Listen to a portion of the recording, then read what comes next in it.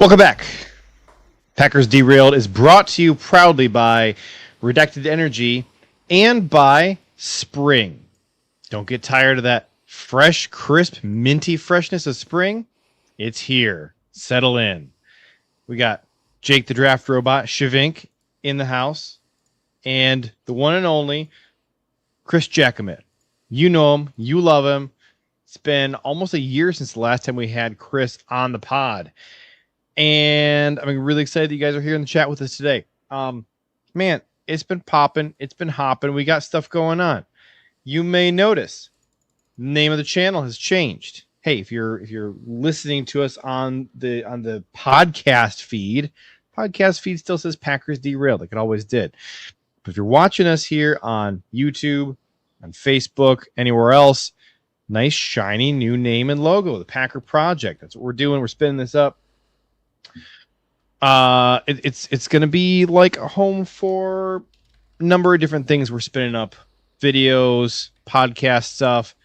It's all part of the goal that we had to kind of rectify kind of the quick mad dash move over to this YouTube channel that left us like separated from a lot of people that used to watch the show who suddenly had a hard time finding us because with the new show name just being Derailed, people just had a hard time finding us. So we're trying to brand it better, cleaner, and you know what? Give us your feedback. Tool for this says, can't read your hat, JJ. Yeah, sorry, it's redacted. You can't read it. It's just, fuzzy white blobs. You can't read it. Jake, happy you could join us. Listen, it's on me. It's on me. All right. Executive producer JJ Lahey. I failed. I only had 2 full-time hosts lined up for the Friday show. And, Jake came down with the zombie flu, died. It sucked. And it was a couple days before he could resuscitate him and get him back on the pod here. So he's here. I don't know. I've been monologuing this whole time. I have no idea if Jake's vocal cords are actually working. We're about to find out. But I brought backup just in case. Chris is here in case Jake can't hang and give it all he's got. So, first of all, Jake, can you give us a vocal cord test and we'll just make sure that you're alive? Yeah, we're good, man. Oh, okay. And Chris, thank you for coming on here. We've been wanting to make this happen for a little while. I would love to have Chris and Brian and maybe Dershel, Tool for this, others of our friends on here more often. I think that's going to be a thing that we're going to be doing throughout the off-season period, especially once the draft is over. It'll be a great time for us to fit in some more of our friends on the pod. So if you guys like that, that is coming. Chris, how you been? It's been a year since you've been on the pod. Last one, I think the last time we had you on, unless I'm forgetting something, was right after the podcast last year, or not right after the after the draft last year. You and I met up at the draft at Lambeau Field. How long did we stand out there in the rain talking? Like 2 hours. We talked for forever. Probably. Felt like it. And then immediately had you back on the pod so we could just carry on the conversation even further. You get rocking a sweet new mustache now you didn't have last year. I think it adds not only 10 years, but a very distinguished air. I think we're going to have to start calling you the professor as long as you have that mustache. That was actually my nickname in middle school football. It's the least surprising nickname of all time. Yeah, I was always giving him my thoughts. Ooh, Adam Huddle says, have Jake talk about his short king at running back. Adam Huddle, my man. Happy to have you with us here tonight, rocking early. And Tyler Dershel says, you derailed the podcast with a different name. What do you guys think? Jake and I worked on this for freaking forever. I mean, since before the first time we ever brought it up on air, we've spent a boringly long amount of time per week discussing what the heck we're going to do as far as the branding. It's been something we didn't want to do without careful planning, and the careful planning turned into boring planning. And there were times when we're staring at our short list of names and going man, eyes are watering. But we knew we had to do it right, and we might be. We've kicked around the idea, even here on the stream with you guys, kicked around the idea of, hey, maybe we spin up some offerings over on Substack, whether that's like, the after party after the show, where like we stop going live to like the general public on the pod here and hop over to Substack for just the kind of just hang and chill. We might be doing some of that kind of stuff down the road here. We got a lot of fun ideas cooked up. Jake, been missing you. Glad that you survived your weekend of vomiting, and happy to have you back on here. I don't know if you know this, but the NFL people are doing stuff right now. Brian Gutekunst and Matt LaFleur ask questions. They are saying words. Notice I didn't say they're answering questions, but they're saying words. Not at all. Clips that we can react to. That'd be great. I have nothing. I have no clue what's going on in the NFL world right now. Couldn't care less about it, to be honest. We're going to a Final Four. So not paying attention to anything those billionaires are saying, the GMs, the head coaches, don't give a crap about them right now. It is what it is. It's so interesting that Jake, the ultimate NFL draft sicko, has been like snapped out of that, that NFL draft trance because of March Madness. No, not the draft, but the anything that any coach, GM, former NFL scout, hey, this is a fake league executive that's not real, told me this. I don't need any of it, man. Just draft the players tomorrow. Seriously. Do you need any of Brian Gutekunst admitting that moving Jordan Morgan all around these last few years has been detrimental to Jordan Morgan? Does that interest you at all? It interested me. I think that's fair. I think that's a fair one. So yeah, he said. Here we go. He said, "Let's do it." Jordan's first couple of years in the league, the way we had to move him around to do what's best for the team, it probably wasn't the best for him. I'm excited for him to stay maybe in one place. We'll see if that transpires. To which I said, imagine drafting guards to play guard so you don't have to play tackle at guard. You absolute numbnuts. Never.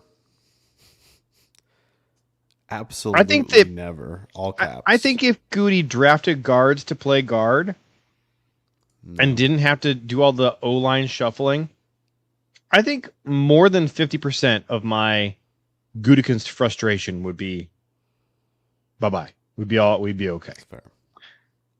That's fair. 12 for this says, be honest, you didn't have Illinois this far in the bracket.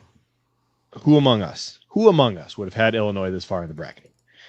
I'll tell you, I had Ohio State exactly where they belonged in the bracket, getting bounced immediately because that program is a joke.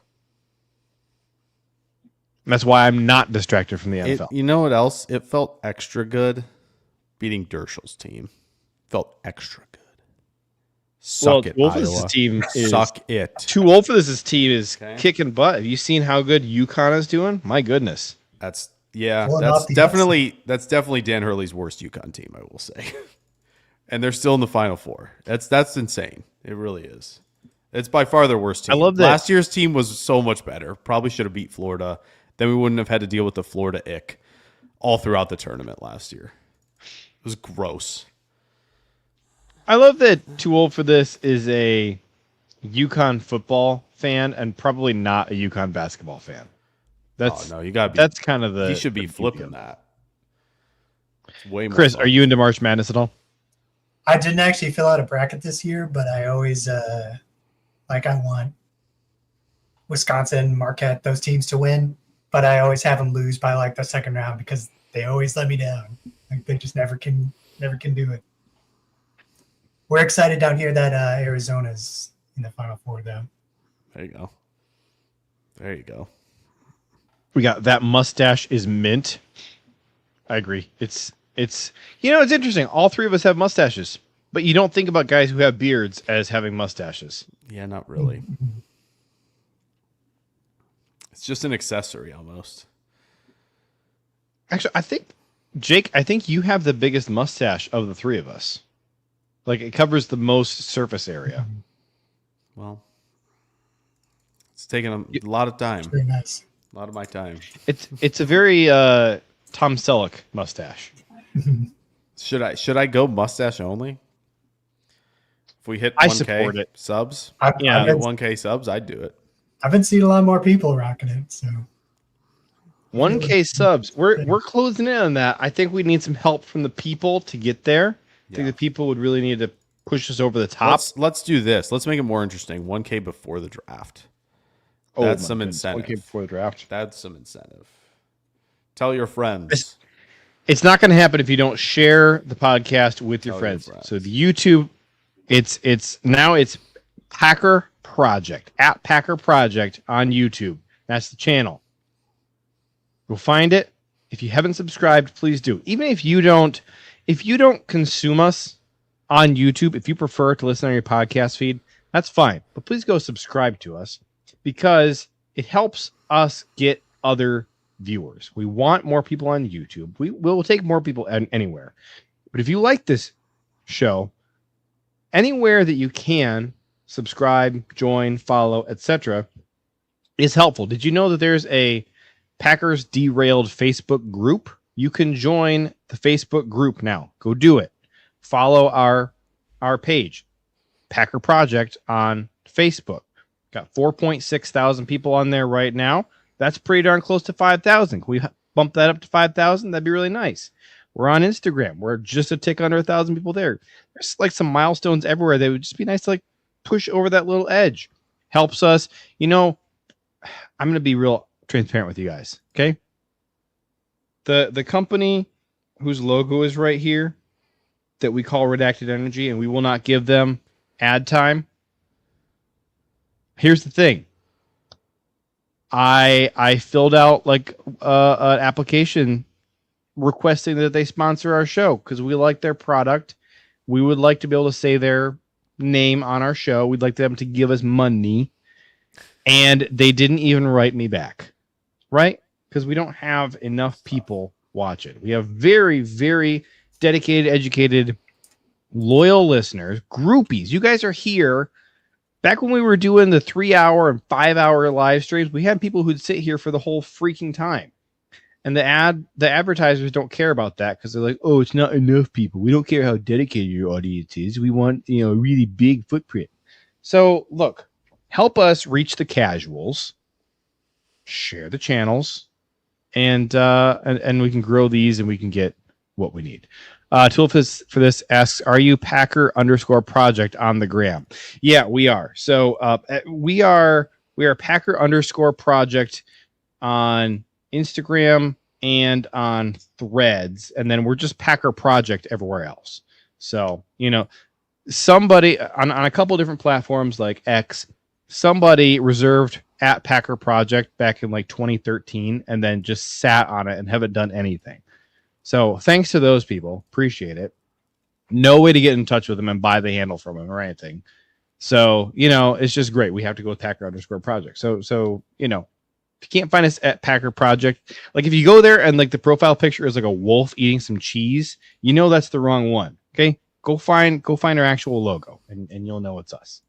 So thank you, Tool, for tuning in there. Jay's case says, what if friends aren't Packer fans? You have to be somebody who likes to have fun. We like to have fun around here. All right. That's what it is. You got to have fun. If you are here to have fun and you don't hate football, I think you can have a good time with us. I think that's about the prerequisite. I don't think you have to be a Packer fan. You don't have to like the draft. Although if you tune in during draft time, there's going to be some Packer draft content. But check this out. Okay. Look at the top right corner of your screen. You want to see something nifty, something really cool?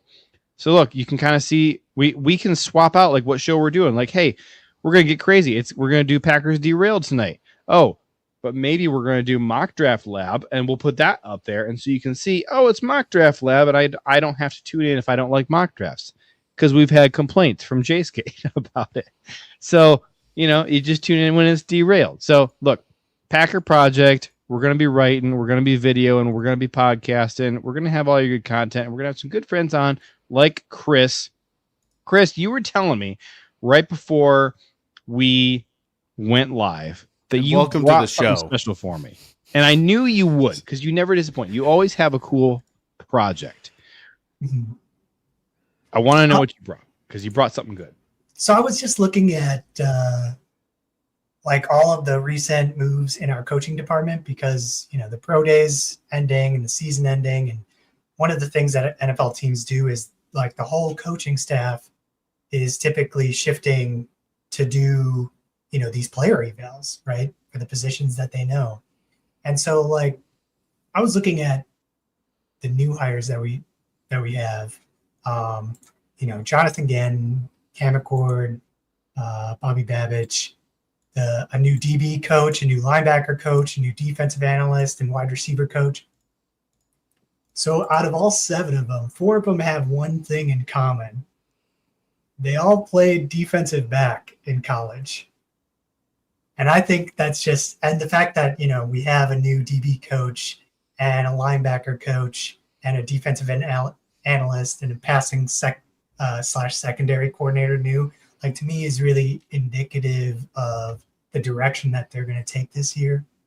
But And, hey, maybe the secondary should be a priority. And maybe we should it actually could go get be, some you know? cornerbacks on the roster. It could be. And you know, looking back, a lot of times when teams bring in new defensive or offensive coordinators, they lean into that going into that draft to sort of, you know, appease these new people coming in and make their jobs easier so that they can sort of, you know, have no excuses, right? You look at, you know, Jonathan Gannon, he goes to Arizona, and like last year, 6 of their 7 picks were defensive players.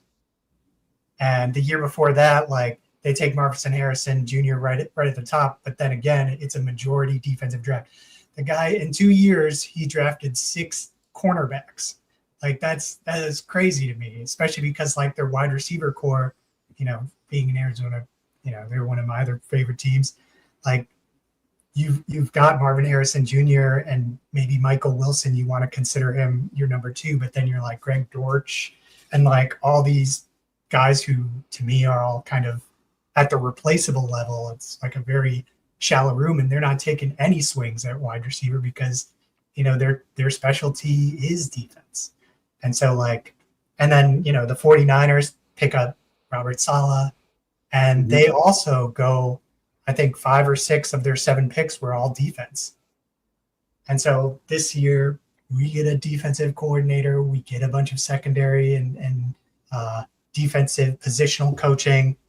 I have to imagine that the first 2 or 3 picks of our draft are going to be just defensive positions only. I think that is a pretty valid theory. I lean toward it. I think what also supports that theory is that most of the holes on this roster are on the defensive side of the ball. So even if they didn't want to go in that direction, they may be pushed in that direction anyways. So I like your theory, and I think the situation makes it even more likely that that's what ends up happening. And I think maybe the draft falls a certain way. There's and one other thing. But one other thing that really kind of surprised me. So pro days are wrapping up. There's only like 3 more left: Indiana, Tennessee, and Buffalo, I think. Out of all the pro days we went to and all the players that were working out at those pro days, I was looking at, you know, how many of them were in each positional group. And the number 1 position was kind of surprising, with 30 prospects in the wide receiver position. And a lot of them are those late round guys, you know, the big body types. And so I'm just like, I was like almost expecting them to not take a wide receiver at all. And now I'm like, yeah, we're probably going to take one of these guys because they looked the part. And sure enough, you got that top 30 visit and Ted Hurst. You really just see it. It's kind of, they're tipping their hat, so to speak. Yeah, we had Ted Hurst, and then we had a linebacker whose name is escaping me, but I can pull it up in a second here. Quinn. And then we had the JMU safety. Say it, Chris. Quinn. TJ Quinn. Yeah. Yeah. And we had the safety, JMU safety. James Thomas, Jordan Thomas, former high school quarterback. Jacob Thomas. Yep. Jacob Thomas. There we go. Jacob Thomas. Kind of an explosive athlete. I would say so Quinn is probably solidly like UDFA territory by the consensus board. Doesn't mean some team's not going to pick him. But in terms of expectations, I think Quinn is probably similarly like late day 3, potentially UDFA territory. I would probably be. Did I say Quinn? I meant Thomas. I would expect Thomas probably to go before Quinn, but both of them, and we've seen the Packers do this a couple times in the last couple of years, using those 30 visits on guys who don't end up getting drafted, including by the Packers. But hey, we have all the information we want on the guys who are going to be drafted, and we want a look at some of these priority undrafted free agents. So we've seen them do that. So I kind of wouldn't be surprised to maybe see both of these guys actually end up in Green Bay. I kind of think like them being in that sort of UDFA undrafted free agent territory probably makes it more likely that they do end up being Packers. Like the guys that the Packers bring in for these pre-draft 30 visits, at one point, like 4 years ago, there was like kind of no correlation. Like I remember like the COVID year, I think we didn't draft a single one of the guys we had a 30 visit with. But the last 2-3 years, there's been a high correlation of guys they bring in for these pre-draft 30 visits and guys who end up being in Green Bay, whether it's a undrafted free agent or in the draft. And since it's the first time we've talked about it, this draft cycle, just a quick refresher, you get 30 in-person visits that you can bring in a draft prospect. Usually my theory is that you're bringing him in because you want to get a closer look at some of his medicals. Maybe this is a guy who's recovering from something. You want to maybe put him through some drills or whatever. You maybe want to run some tests on him. There have been times, I think, wasn't Devontae Wyatt, wasn't he a pre-draft 30 visit? Sometimes there's guys who have like something in their past that the Packers want to talk to them about and like, hey, this thing happened while you were in college. Tell me about that. How did that happen and what did you learn from it? Because we like you, but this is kind of a red flag for us and we want more information about it. They do pick up a lot of those behavioral guys like Darnell Washington. And I think most teams, even though, 30 visits, you're like, you only get 30 or whatever. But most teams, it's like, usually there's one guy out of all your 30 who you end up picking. And I think it's a lot of it too is, having your coaching staff, having this one-on-one interview and being like, can I coach this guy? Is this guy going to work in my system? Like, does he understand what I'm saying? Because you have to hit the ground running and you can't have a guy who's like scatterbrained or who isn't like, picking up what you're putting down. So, you impress people in those interviews, like with the Giants, when you saw their top 30 interview with Jackson Dart, like Jackson Dart and their head coach, like just really hit it off. And they were like on the same page. So it really made sense for them to pick him up rather than, going a different route. Well said. I think one of the other things that surprised me too in looking at some of the players that they had been looking at is they pretty much have an eye on almost all of the day 3 quarterbacks. and they've looked at a lot of the day 3 running backs as well. Like a lot of guys who are like projected, borderline undrafted free agents. I'm like, do we need a running? We've got like 4 or 5 guys in the room already, and like you're going to try to pick another guy up. But it wouldn't surprise me at all if they took a swing on, like a guy like, the Penn State running backs, Nick Singleton or Allen, or some of these other guys who are like, 220, like goal line backs, right? So you don't have to like risk Jacobs in an end zone, where, it's more contact and, I do have to stop you. I appreciate what you're trying to do, but you should know around this podcast, Katron Allen, we like a lot. And Nick Singleton, that's a naughty word. We don't say that one. So. I feel like the Singleton thing is coming. I know I like Allen too more. Like I have him full higher, but Brian, I know you're in the chat. Just throw something in there. Like tell us that he's off the board. All right. Please throw me a bone here. I had not actually contemplated. I'm gonna be honest. I had not contemplated that the Packers might take Nick Singleton. No. This whole time, I've just been thinking like, wow, I can't believe that there's people who think Nick Singleton is what it is. Mm-hmm. Brian Murphy said Katron Allen is slow. I don't care. Brian, we're not. No. Either, man. Tell me that we're not going to take Nick Singleton. If he's slow up here, that's the problem. Okay. What was that? Brian, I can live without Katron. Tell me I don't have to live with Nick Singleton. Say something about Tell me that Singleton's off the list. What was that? What is it that Le'Veon Bell said during one of his interviews? He's like, I never ran at full speed my entire career or something like that. Like he's always running like half speed. Yeah. Kind of like walk till they like run through a yard and then you're only going like 10 yards. So it's like the breakaway speed's not nearly as important. I want the physicality, I want the mental toughness and the patience to like diagnose and shoot the gap. Yeah. I know. All right. I know he gets away with it, but like Barkley doesn't see things very well between the tackles. But he just gets away with it because he's Barkley. So if there's a guy who's not him, like, you already know. Certain guy that was drafted by the Cardinals a couple of years back could not see anything. So here's what we got to do. We're gonna play these videos from Matt LaFleur. I don't have any videos from Brian Gutekunst, but we'll read some Brian Gutekunst quotes, and we're gonna get into this. Man. Here's the thing, because we can. No, Brian, say it. Say it, Brian. It's gonna be your say it. It's gonna be a groan if they take him, and the thing that'll make me just more, I don't know, upset, just disheartened. Really, I think is the word. Is if they take him at 120.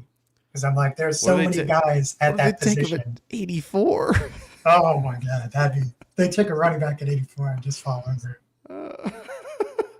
I'm like, if you're still listening, you get value by taking that guy at 160, then I don't care, because at that point, whatever, exactly. Everybody's kind of a shot. Yeah, 100%. 100%. So look. We're getting into NFL draft territory, and it's not an NFL draft episode. What we have here, okay, Jake was sick on Friday. I came fully prepared to do the pod. We had to cancel it last minute. Yeah. I brought with me an iced, chilled, brand new, redacted stuff. That was an off-brand. I found it. Okay. Here we have. This is Vice City. I was going to say. I'm not going to say the name of the brand. Looks like Party City.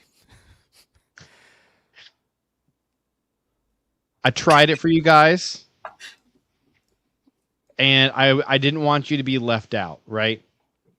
Okay. Even though you couldn't get the ASMR and you couldn't, be there for the live flavor review. I wanted you to be able to watch me posing with it. So I brought this for you so that you guys would still feel included. It was okay. There was another flavor. It was like a Baja Beach, something like that. and it was not as interesting. But the Vice City, I would get it again. It was a good time.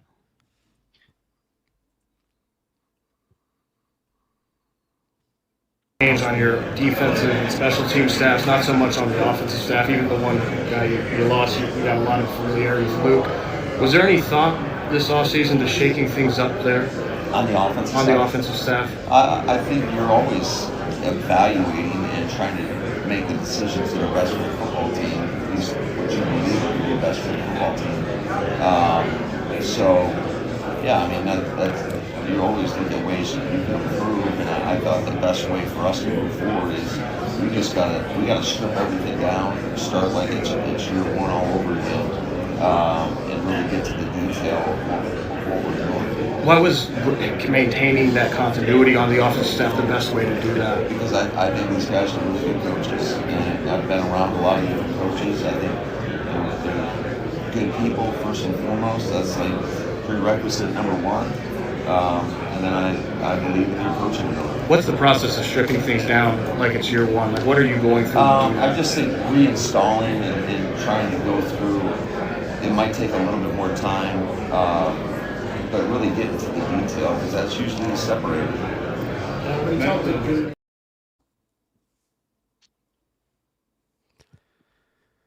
Before we hit clip number 2, any quick reactions from you guys on? Obviously, there's a lot of non-answers, but there's some meat in here too. I don't know. I mean, they brought in a lot of young guys, right? I think the average age is like 32 or 34 among these guys, and like most coaching staffs are like 10 years older, and you got a lot of positional coaches that you swapped out, so.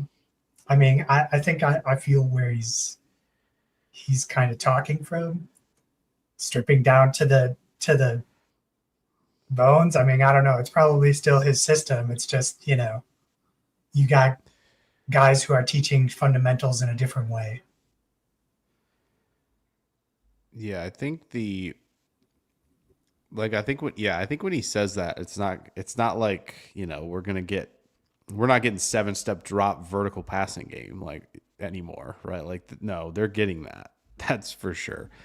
Obviously, the hope is that the 5-step drop stuff can actually be there this year. We'll see. I think having 0 on the field a little bit more will probably enhance that. But yeah, I mean, I think it's not going to be. Yeah, it's not going to be anything profound. We're not coming out, we're not coming out Wildcat or anything like that. Like, that's not. I don't think people may like jokingly say that, right? Like, but yeah, I think it's just going to be different details, right? You have new receivers coach who might do things slightly differently. We'll see. Christian Watson's old coach. Yeah. Sure. Also, the guy who brought up the Iowa State receivers last year. Yeah. And Jalen Nolan and Higgins. Yeah. He's coached some of my favorite prospects for sure. So love what he's done there. But yeah, I think I think it's just being more detailed, like, as a whole. Like, they have to be down distance situation.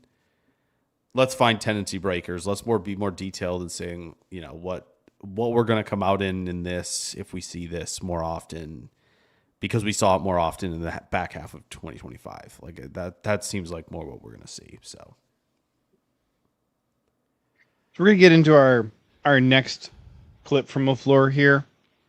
And I don't know if Chris already saw it. If he didn't already see it, just based off of where his first comment is, Chris's eye, I feel like Chris's eye is twitching right now. And if he hasn't already seen this, he's going to start screaming at his computer or phone or whatever he's consuming our pod with. Yeah, that's been on the forefront of my mind. I think it definitely starts with the mentality, but it's got to be in everything we do, from as soon as we get on the grass, and whether it's individual individual. There's got to be a start to finish to every drill. And it's just, I think it's got to be constantly on our mind because that is the one thing that we did not do last year. We lost way too many games late in the game where we had leads or just had opportunities to close people out and we didn't get it done.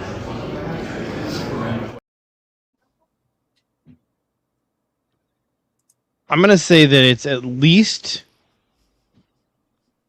doesn't make me angrier that LaFleur is seeing the same things that we were seeing, right? I don't know if I can say more than that, right? Because I'm not happy. But I think that if he was indicating that he wasn't seeing those things, I think I'd be angrier than I already am. I find myself questioning, and obviously it's way too late to make a change because we already gave him the extension. I find myself questioning if Matt LaFleur is the guy to pull us out of where we've been. But I did find it interesting that he is saying that he doesn't think that changing the coaching staff would automatically be the right answer. And that to me says that he kind of understands that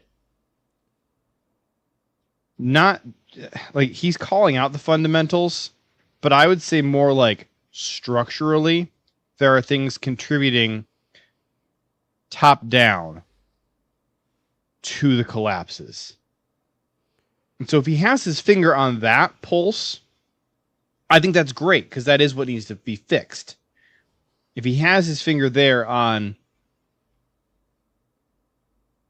hey, if we bring in a new coaching staff, we're going to continue to see the same problems that we've been seeing. Because guess what? We've been there before. All right, we've cycled out a whole new defensive coaching staff and had the exact same issues on defense before. So sure, I don't want to just hop back on that crazy train again. And I guess so. There was a part of his answer when he was talking with the offensive coaching staff and saying that, well, these are really good coaches, blah blah blah. But I also didn't feel like he was sticking up for his guys either. Like a little bit different from what we've seen from him in the past. Because you know what it sounds like when LaFleur is throwing players under the bus and sticking up for coaches, or throwing players under the coach and sticking up for Aaron Rodgers or somebody like that. You know what that sounds like because we've heard it before. And it didn't sound like that to me. It sounded to me like he was acknowledging that there's something deeper that's broken and that bringing in a new coaching staff was not going to fix it anyways. Maybe this is rose-colored glasses on my part, like trying to salvage something here. But you also know I've been a negative Nancy this entire process, so I'm trying to find something to grab onto here. And this did sound different to me from what we've heard from LaFleur lately. Brian says JJ is never happy. JJ is never happy when the Packers aren't doing well. All right? If you like 9-win seasons, happy for you. I don't like 9-win seasons. All right? That's me.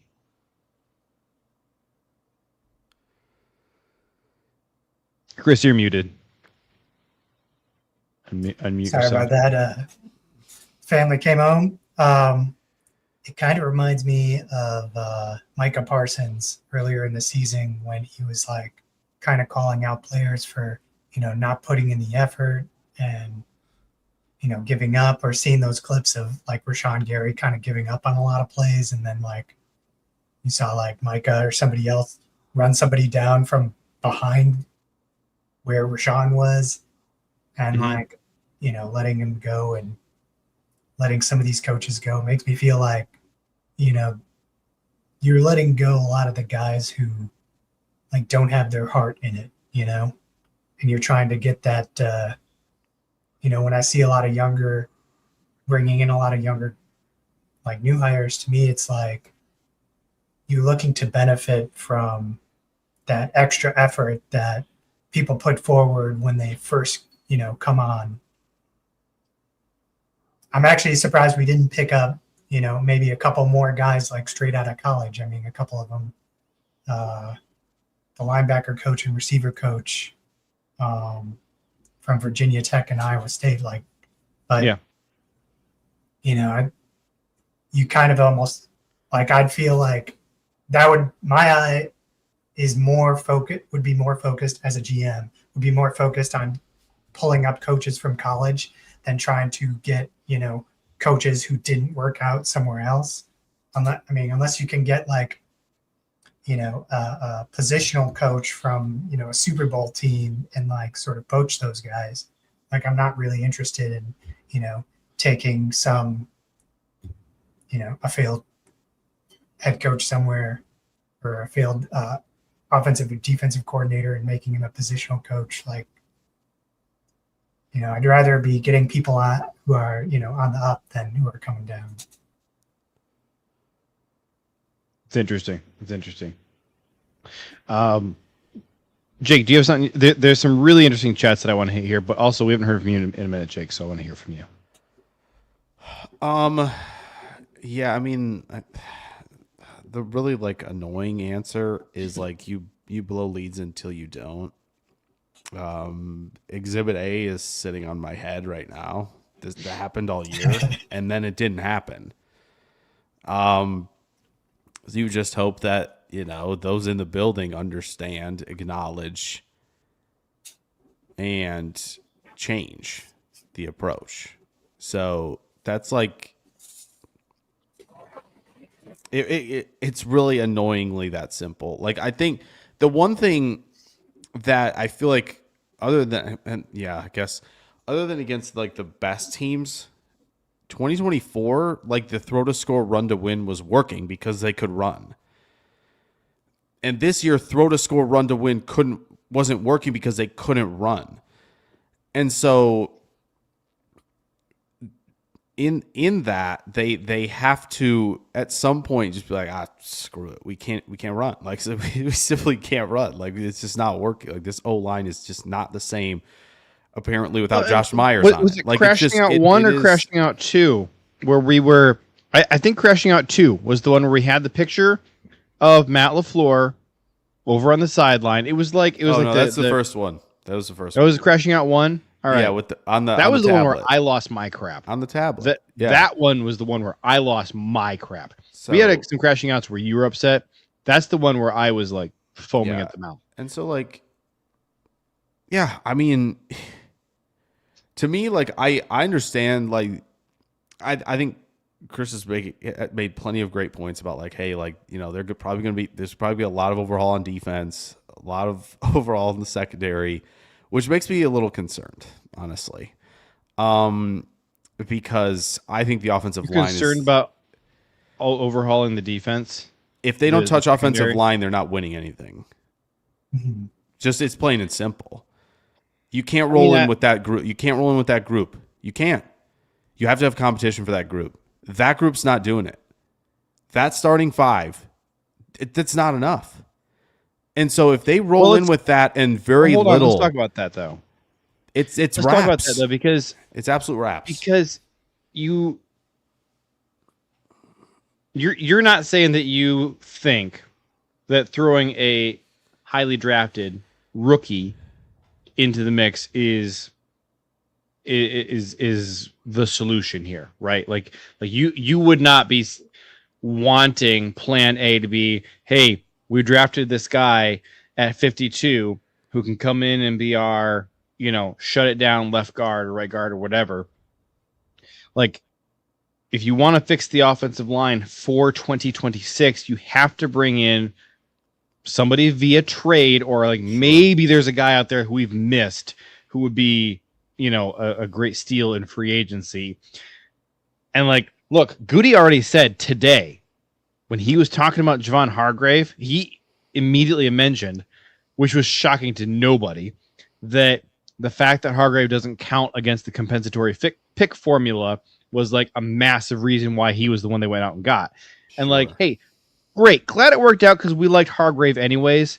Yeah. But that also is a great insight into where. Can my camera sit still, please? What do I need to do to get my camera to quit doing that? Great insight into where Goody's at headspace wise of he's not probably looking to go sign somebody big, especially now that the compensatory picks have not shaken out the way we hoped they would, with like Sheed getting a $4 million deal because he got the worst agent of all time. And like Romeo didn't get as much as we thought, and Malik didn't get as much as some people thought. So it's going to like have to be via trade. And like, we know that Goody thinks Aaron Banks is already that big home run guy that he went out and, broke the bank for, destroyed our salary cap situation for, which again, like, okay, if he had been amazing, we'd be fine with it. But like, so all that to say, I don't know that I think that like outside help is coming. Like they're probably going to draft a guy who can compete at center and right guard. Seems likely that would be a strategy that they will pursue if it falls the right way. That would be like their ideal strategy. Yeah. But outside of that, like I agree, they need to bring in somebody to come in and challenge at right guard.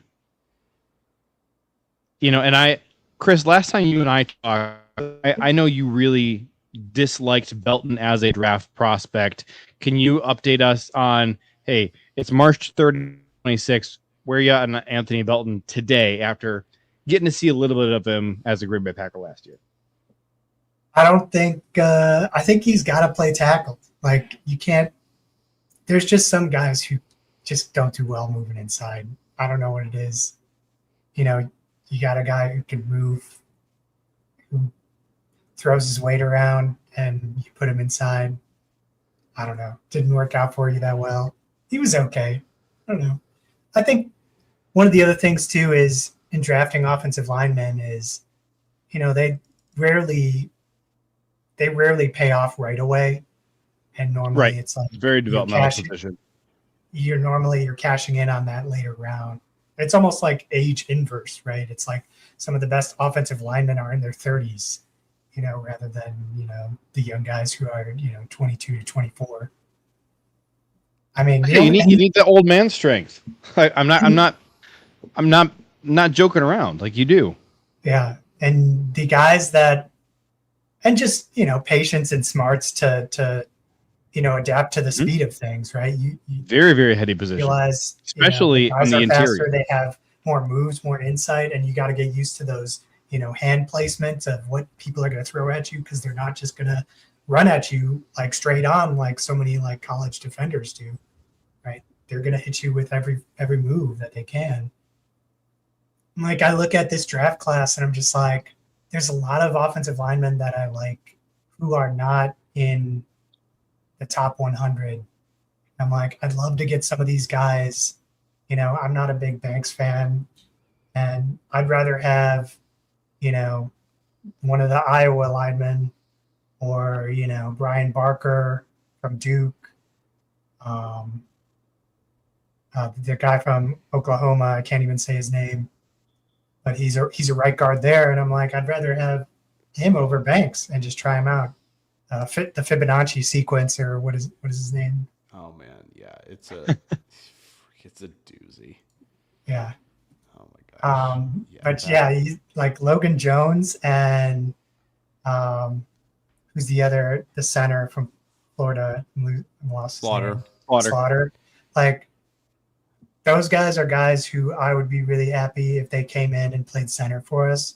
But then, like, does Sean Ryan even have a place? You just paid him. Like, is he going to be able to do guard? Because he showed that he really only had center in him. Like, I don't know. Yeah, I mean, I've made no secret of the fact that I didn't enjoy the Sean Ryan right guard experience very much, and I think that he played better at center.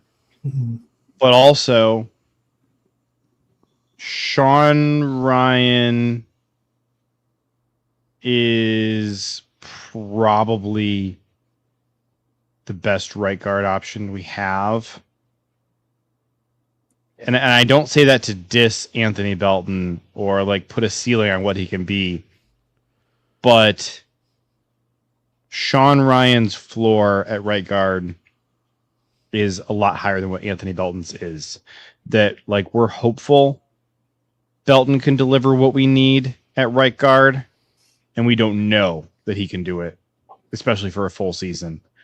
And hate to bring this up, sophomore slump, pretty real thing. We've seen it pretty consistently out of Packers. There's not a lot of guys that the Packers have had who didn't go through a sophomore slump. Like Edgerrin Cooper would maybe be like the one notable example that's coming to mind for me right away of a guy who did not seem to have that. But like for whatever you did like out of Belton in year one, say what, Jake? He found it in that Chicago game. No question. Oh, Edgerrin found the sophomore slump in the Chicago game? No. That might be the best game he's ever played before he got hurt in the Chicago game. Yeah, I thought he was playing nice that night as well. That might be the best game he's ever played.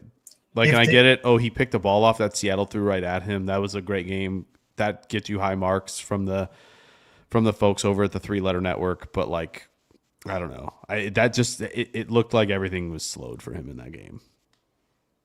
So I was gonna say too, like Gutekunst, taking tackles and pushing him inside. Like if he wants a guy like that, take Keegan Trost out of Missouri, who's played left tackle, right tackle, center. He's played a little bit at both guard positions. Like this guy's, I haven't seen anyone else in this draft who has as much versatility as that guy. Yeah, I don't think so. Yeah. Yep, we have dabbled drafting Trosts later. It's just I guess I think that the problem obviously that college coaches just don't really develop these guys at all. It seems like is a major problem. And so that's how you end up with 24-year-olds, 23-year-olds who still don't know how to do this. And yeah, that's just it's just an unfortunate thing at this point. But yeah, I think that they have options. And yes, I mean, yeah, offensive line, I feel like pretty much every position, maybe not receiver. They give you a lot of avenues to succeed in year one, but it is a waiting game for a lot of positions. Tight end, linebacker especially, corner's an extremely tough thing to do immediately. Like it's kind of all, it kind of runs true for a lot of defensive tackles, extremely tough immediately. So that's I mean, listen, they're not picking the top 10. Sonny Styles isn't saving this defense. Caleb Downs isn't saving this defense. Arvell Reese isn't saving this defense. Like that's. Well, I don't know. I saw a picture of Sonny Styles. He was wearing a gas mask. It's only going to get him to Dallas. Jacob Rodriguez. It was AI. There was no gas mask. Definitely not a gas mask. Jacob Rodriguez saving this defense. We do like Jacob Rodriguez. With his amazing mustache. He's an old boy, but we do like him. I think he's going 30. Yeah, I think so too. I was doing a projection myself, and I was like, and teams are having visits with them, and I'm like, you're not going to get him at pick 60. What are you thinking? Yeah. And you look at the guys who they can take at the end of the first round, you're like, yeah, he's probably going to go up there. Yeah. So I want to roll back to some comments that we missed because there's a bunch of really good ones. So Iowa Joe asked, do we have the clip where he says something about the reason why they scored lower on the NFLPA scorecard? Yes, we do. I think, if I'm being honest about it, I think there were some guys that were upset about roles last year, and I think that took a toll on our football team. So you need guys that bring great energy every day. I think from a coaching standpoint, role clarity is key. So we got to obviously do a better job communicating with our players. Hey, here's your role. And if you're unhappy about your role, it's on you to do something about that, to carve out a bigger role on this football team. But, we the buy-in is absolutely critical. getting guys in there that are juiced, that are ready to go to work each and every day is going to be critical for us. So some of those guys no longer on the team? Yeah, I'm not going to get into each individual, but I just think it's an overall, at least the overall philosophy that I have for our football team. Do you think that had something to do with the NFLPA report regarding your respect for players? I'm sure that had something to do with it, but I try not to. You kind of take that with a grain of salt. Certainly, you don't want to just dismiss that stuff. You got to look into it. I feel pretty confident with my conversations with the majority of our players, but certainly some guys felt a certain type of way. And the one thing I've learned in this business is you can't please everybody. You can't be all things to all people, and ultimately you got to make decisions that you feel are in the best interest of your football team. But I would never, if anybody wants to, whether it's a staff member, player, or anybody else within our organization that has something for me, I'd be crazy not to listen to it. I think that you have to. Great leaders are great listeners, but it doesn't mean we're always going to do what that person suggests. It's impossible. What did you make of that? Because we've never seen that in the NFLPA report. What do you mean? About the respect for players thing. We've never seen that in past iterations. What did you make of that? I don't feel that way, but unfortunately some guys did, and so that tells me I got to do a better job of communicating, and it goes back to the relationship piece. I think it's so critical. I think we always talk about connected teams are powerful teams, and we've got to grow that connection. So certainly that's been a topic of conversation within our building of how do we get these guys a little closer, because the more they know each other, I think the more they're going to battle for one another, and although they may be competing within a certain position, but they're going to help each other grow and ultimately be better individual players, which should help our collective football team.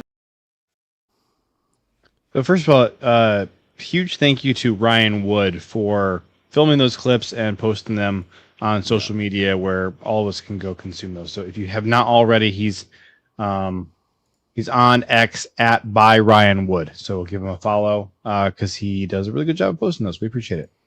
Do you guys want to talk about that topic, or do you feel like LaFleur's video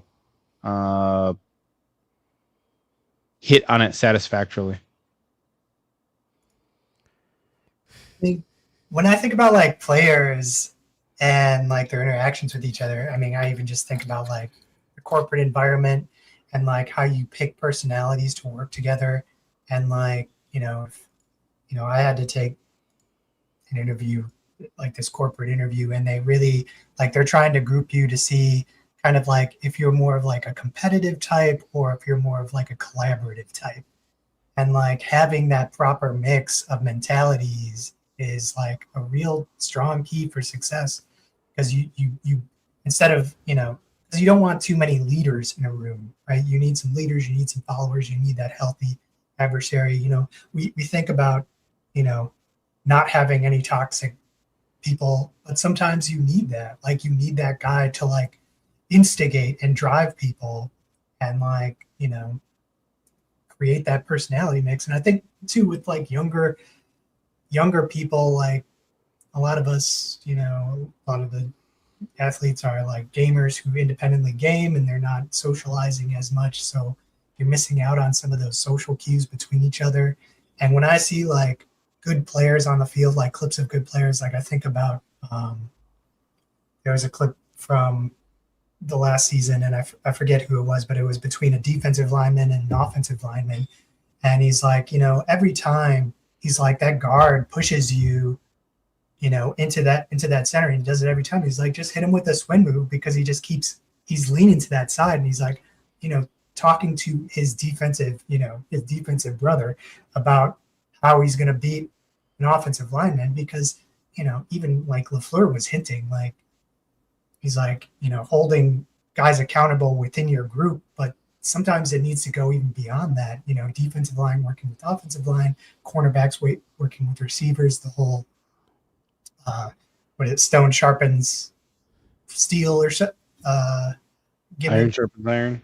Iron sharpens iron, right? That's why I kind of like, as far as like cornerbacks go, I'm kind of a big fan of Keith Abney out of ASU, who's spent spent a big chunk of his college career going against Jordan Tyson, who's very well probably the best wide receiver in this draft. Like it doesn't like watching them against Texas Tech. Like the stats aren't outrageous, but like a lot of his instincts are good, and like it's about flipping the hips and keeping up with them, and a lot of getting those types of players who have that experience already, where they're working with someone who's equally talented, is important. Like just from like a draft perspective, or even just pro scouting perspective. So I feel what he does. I don't. When they show clips on our sideline, I see like a lot of guys who look quiet, like they're not talking to each other, and I'm like, you got. We had a lot of former Packers players calling that out. It was most notable that you had former Packers offensive linemen calling out the Packers' current offensive line for not running into Jordan Love's defense when he was, getting abused by defensive players. Like, listen, that's your job. Like you're supposed to go out there and put your body on the line to die for your quarterback to protect him. That's the whole reason you're on the team as an offensive lineman. And, if you don't want to move other guys and go pick fights and tear somebody's head off because they looked at your quarterback the wrong way, you don't need to be playing offensive line for this team. And sure, there's some other positions where you don't have to have that kind of chip on your shoulder, but you should also still kind of be willing to go out there and die for your brother on the field and have that kind of, I'm going to jump in there in the trenches with you. And if somebody takes a swing at you, they're going to feel my fist of fury. And I'm going to, put my boot in their butt and make them wish that they hadn't picked on us. So, and I think that it's not really accidental that the Packers this offseason have brought in 3 of the 5 oldest guys on the roster in free agency, going out and getting some vets. It's something we've talked about the last couple of years, is that, hey, all the youth on the team is great as long as the youth is really talented. But are they missing some of that veteran leadership? And I think that, probably poster boy for that this year as a new acquisition would be Zaire Franklin. Seems like a guy who is going to come in and set a tone for how the defensive players need to view their opponents.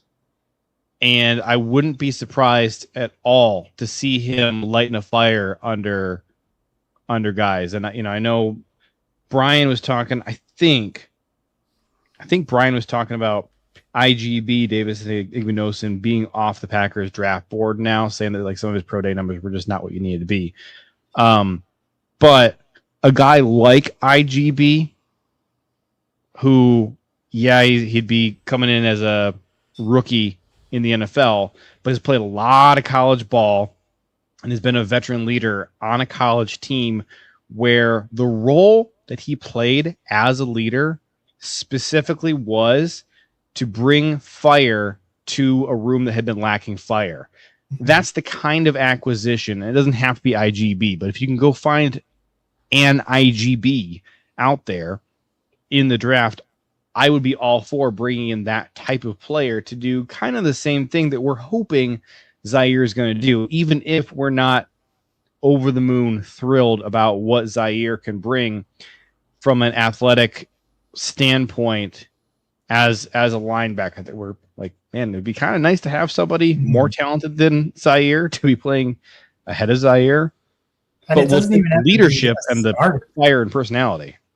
It doesn't even have to be a starter. You can get guys who just ride the bench, who just like bring others up. Like that's why I'm a big fan of like Diego Pavia. Like when you listen to him and his interviews, like dude is like he's got some fire to him. Like a little bit short of a receiver, but if he's just going to be your QB 3, helping out, your receiving core. Like, that's the guy I want. Like, if he's gonna be your, QB3, who's, doing the running plays against your defense, talking, lighting them up. Like, that's a guy who I want. I mean, and I look at a lot, like, I'm always watching interviews with players when I can find them, because there's so many guys who, like, I'm like, I get really high on, and then I watch a couple interviews with them, and I'm like, this guy's personality just, I don't know. Like, I felt like that way about, like, Za Frazier last year as a cornerback, and, like, he just, in the interviews, I'm like, he has a very, like, passive personality. I'm like, I don't want someone like that. I want somebody who's, like, who wants to start a fight, who's aggressive, and who or who wants to, like, build a team better, rather than just sort of saying the platitudes and just carrying on that way. You just, I want to feel it in their voice. That's why the running back for the New York Giants, Cam Scadaboo, like, you're like, this dude's a wild man. Like, you get him on your team, and, like, everyone's hyped, like, that's the guy you want in your locker room. And I haven't found the psycho of this draft class, but I'm sure there's somebody in there. Oh, no.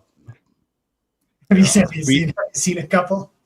Oh, we know some psychos. Jaysean Barham Slaughter's plays a freaking psycho too. Jaysean Barham absolutely plays like a psycho. Go watch 2024 USC. He ran 4 people over in the first 7 plays. He's like, this, no, you're not coming in here doing any of this crap. This is our field. Like, just very much. Like, Keontae Scott, like, bless his heart for some of the transitions in coverage, and we don't really need a nickel defender, but, man, that dude does not want you to move an inch toward his end zone. So there are those guys. We did pick up St. Just, and I think he can be an outside corner. Oh, like, yeah. I mean, especially with what they're running. Yes, with 100%. With the Chargers, like, he was good. Like, yeah, especially with what they're running. No question. Like, the guys who gave him trouble were, like, Justin Jefferson. Like, if you get a cornerback who's, like, the guy who's giving you trouble is the best guy in the league, like, right. Okay, I'll take that, like, because I don't have a top 20 pick to spend on, Mansard Delane or McCoy. Right. Like, yeah, no question. The other thing, I think the struggle with their role thing, were some maybe not pleased because they thought they were entering, an edge room that was going to be competitive, and then they went and got Parsons. Maybe, but guess what? That's tough, buddy. I don't want to be that guy, but, like, they needed that player. Were you that player? I mean, you were, day 3 picks, guy who's been injured a lot, okay, like, and JJ, I genuinely don't think LVN is one of those guys. I doubt it. My mind actually first went to the wide receiver room, because there were definitely some guys who we were expecting to catch a lot of passes who didn't catch a lot of passes. Sure. But see, I don't know. I love the guy. But man, if he was one of them, if your first round pick was one of them, man, that would be tough. That's not a suit. I can't imagine that it was him. Now my mind was actually more so going to. Is that why you brought that up? My mind was going to Wicks and Reed and Doubs, and then Reed got hurt. Not really Christian Watson, because number one, he was out so much of the year, like, just couldn't get on the field yet.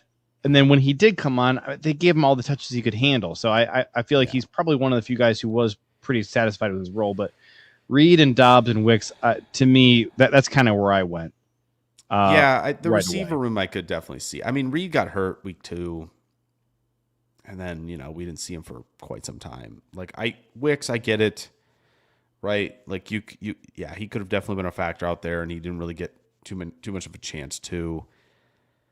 Yeah, I don't know. I that stuff, man, go win. Like your first round pick, it doesn't matter. Like this is how it goes. You might not see the field. Like you kind of have to go earn it, right? And like I know someone's gonna bring up, whoa, they're NIL, they're so spoiled. They think they earn every role. Like, miss me with that. Go cry in someone else's basement. But like I do think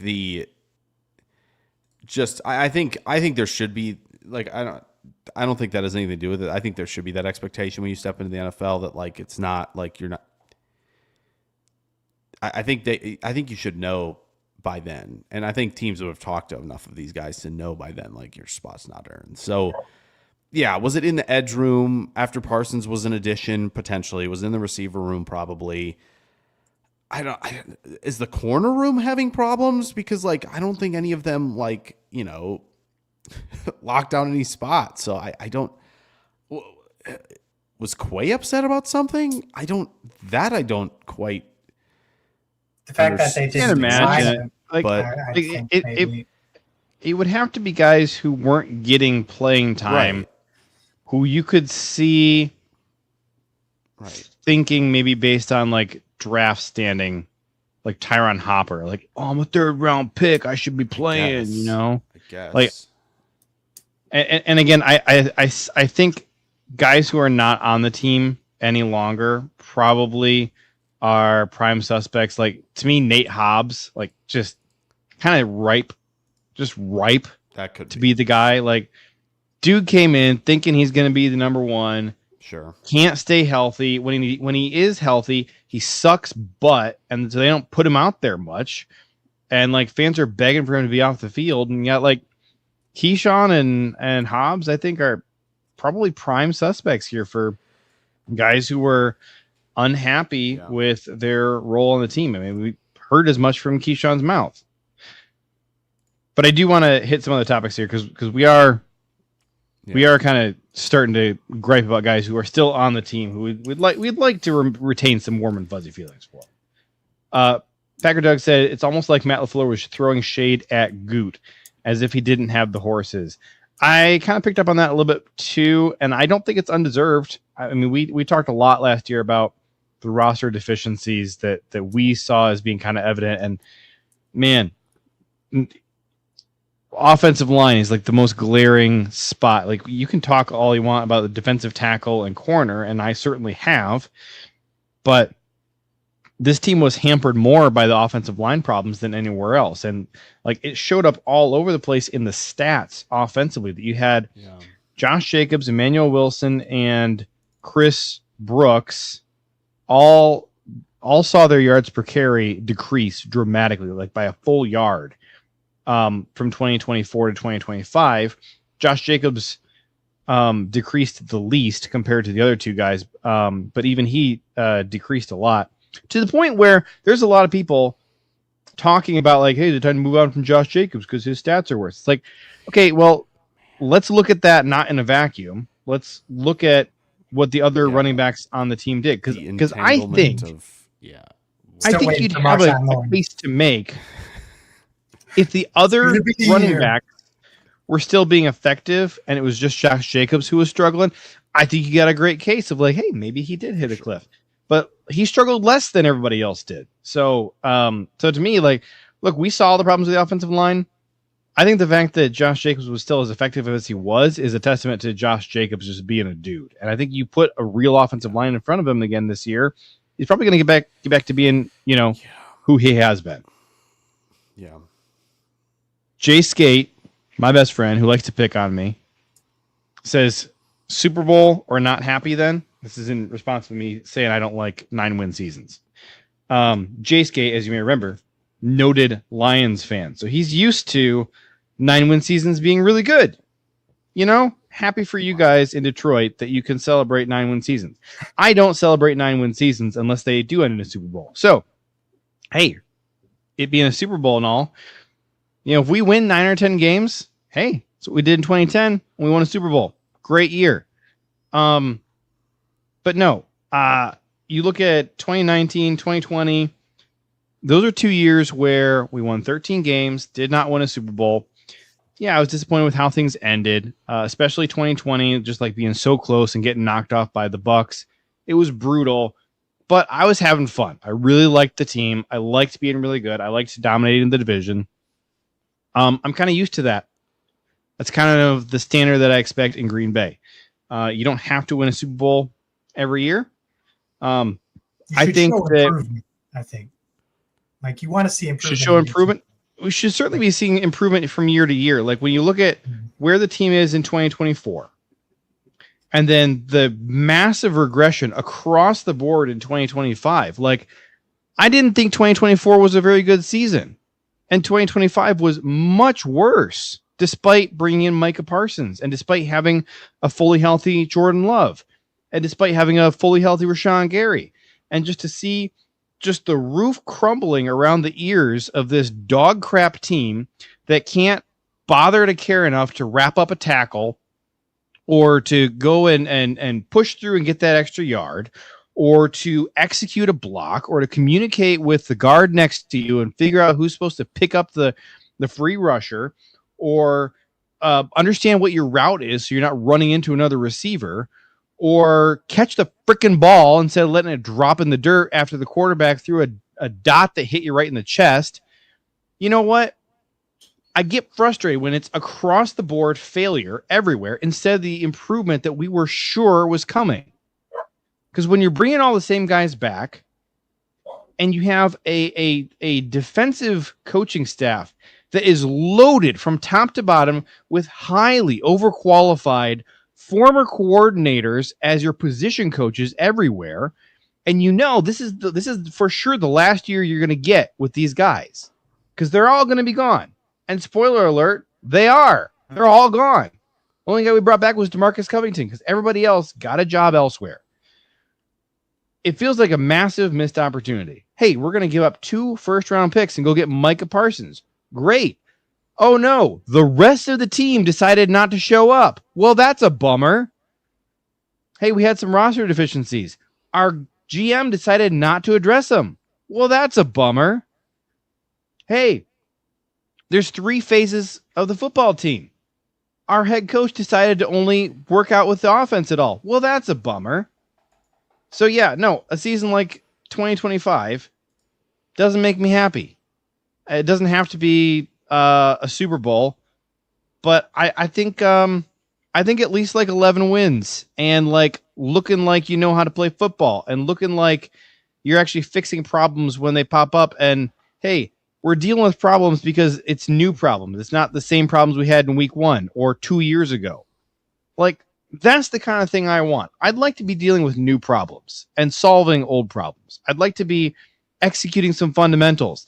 I would like to get to the point where people are talking about the injuries that happened with our team, and for me to be able to step back and say, yeah, I think it was the injuries, instead of, I don't care about the injuries, because everybody was playing like crap before the injuries, and after the injuries happened, everybody decided we're not even going to step up.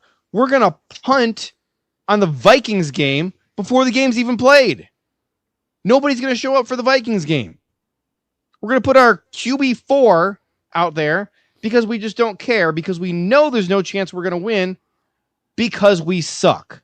And why do we suck? Because we don't try and we don't practice. So, Jay Skate, am I happy with the Packers right now? No, I'm not happy with the Packers right now. Would a Super Bowl have fixed it? Actually, yeah. If you want to offer me a Super Bowl, sure. That would fix everything for me.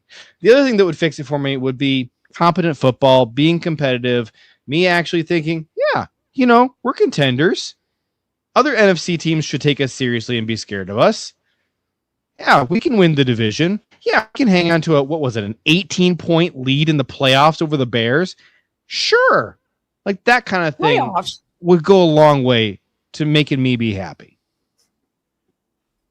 Or a Super Bowl. That too.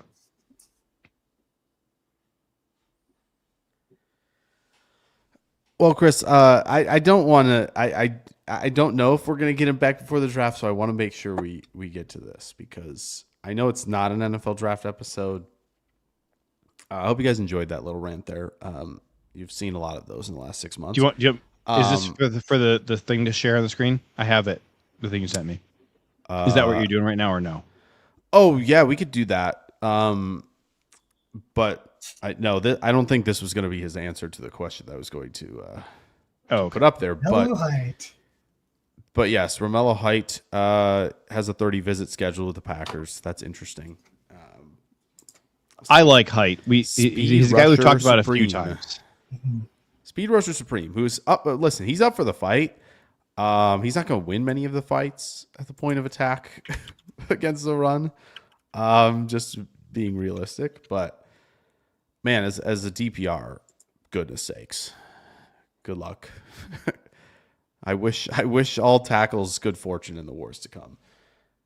Because the inside move, the spin stuff, how much displacement he has in some of the inside move stuff is insane to me. So he's the upgrade for Colin Oliver.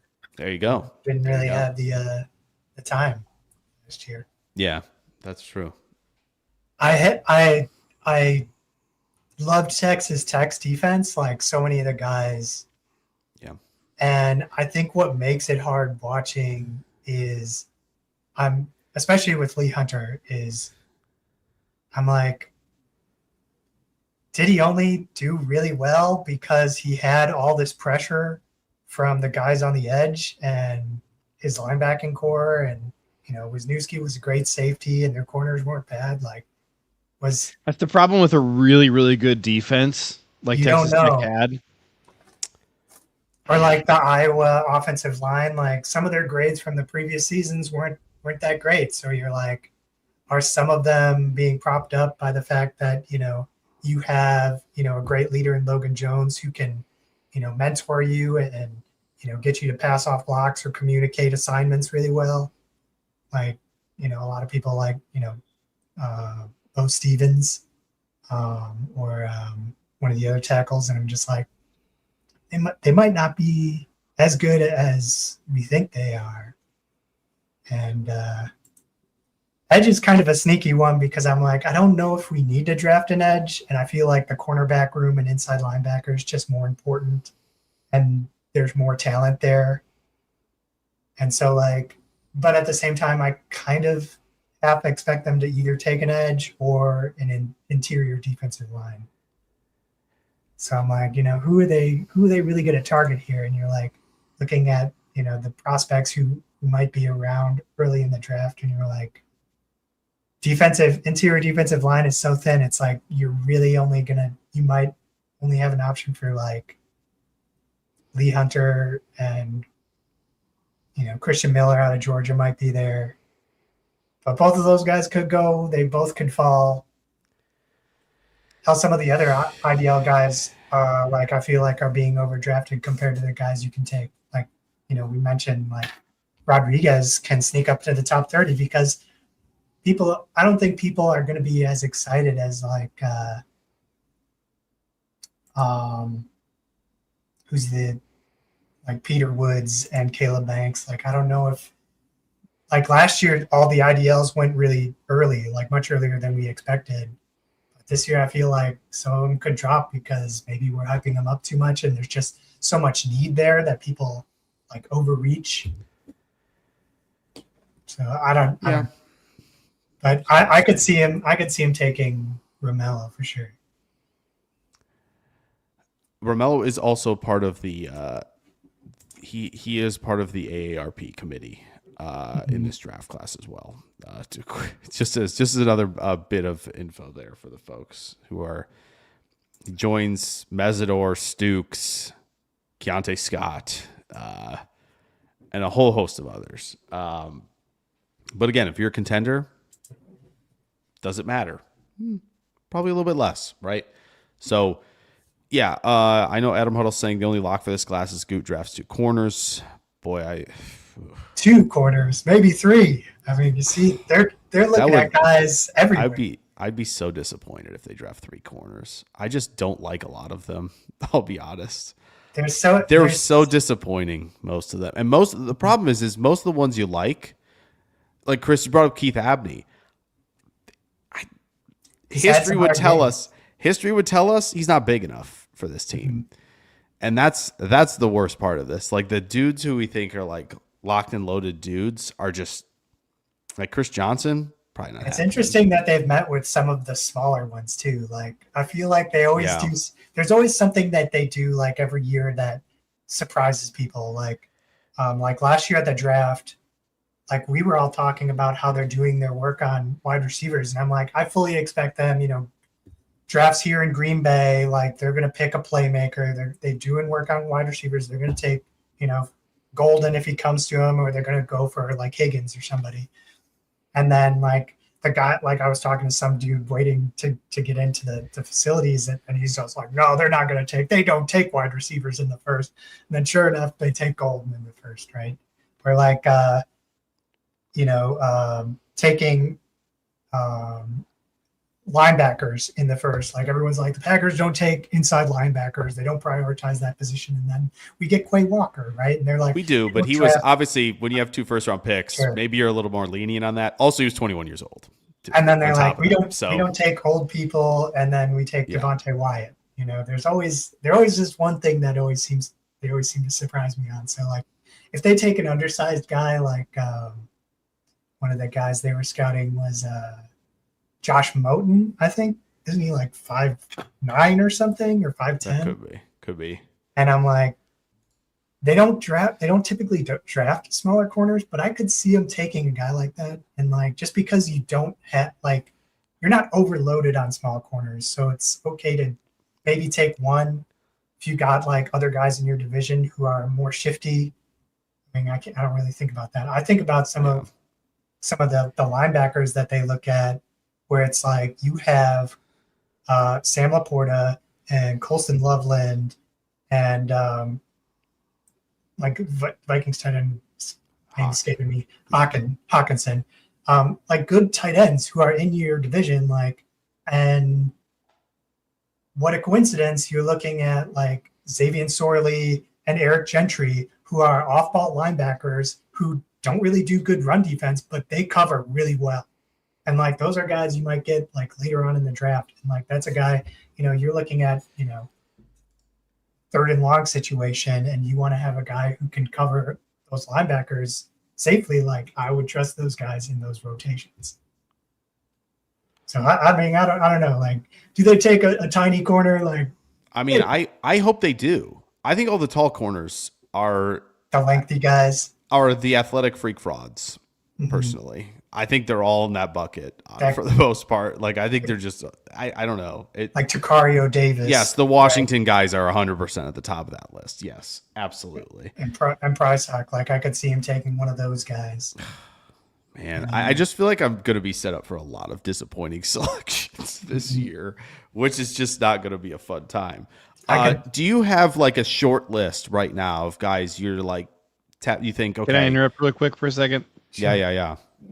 We got a dono. This is actually our first ever Cash App dono, which is kind of crazy because we've had Cash App as long as we've had Venmo. We made them on the same day. And all of our donations, except for this one, have been on Venmo. I guess there's just not a lot of Cash App users. I'll be honest. I didn't even know we had one. Or I didn't it's right below your right. It's exiting the screen right now. Cash App at Packer Project. Yeah, I didn't know that. This is. I think I'm reading this correctly. The donor. I can see the name of the person who donated, but I think if I'm reading the note correctly, they want to remain anonymous. Okay. And the note says Jake Stash Jar. So this is. We're trying to get Jake to actually go ahead and commit to doing the mustache. Now I know, Jake, you said that what you need. That's not part of the stash jar, though. We got to get 1K. I know that what you said you need is to get 1,000 subscribers on YouTube by the draft. But we have a $5 dono here for the stash. What I think we need to decide what this is going to buy, because what it might buy is like a little bit of wiggle room. I can tell you that the donor does not like mock drafts. It'll buy 100 ad buys on Instagram to anyone in the Wisconsin area. Jake stash jar. We need the stash. We need the Jake stash. That is for darn sure. We need the Jake stash, and I would encourage people who want to see the Jake Stash. Sub. You could subscribe to us. Yeah, with you don't even have to YouTube do the accounts. donate thing. Yeah, there's like a free way to do it. There's a free way to help that out. That You have access to possibility. like your employer's YouTube account, or you just go make a free YouTube account and Yeah, give us go. some extra subs. Hey, yeah. go find your spouse or your sibling or whatever and just say, hey, can I borrow your YouTube real quick? You don't have to watch these people's videos, but we're just going to hit subscribe. The watch hours Do would that. also be helpful though. Well, the watch hours would be nice, but look, anyway, it's going to, how about you subscribe on your wife's YouTube first and then work on her to start watching us, during her downtime. We promise we will be a wholesome influence on your loved ones. All right. Family friendly show. So if you introduce your loved ones to us, we are a family friendly, wholesome influence, including Chris with his mustache. All right.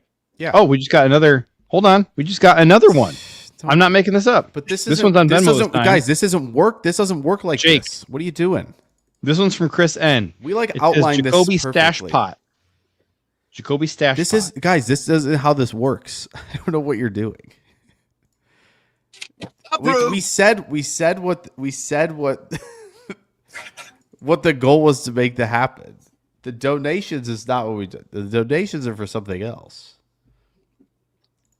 As we have long had on the ticker. So I like this Jacoby Stash Pot, but you're gonna have to, Jake. You got to figure I don't out. have to do anything. It can't be I a mock said what it draft, 'cause was. The mock draft is for you.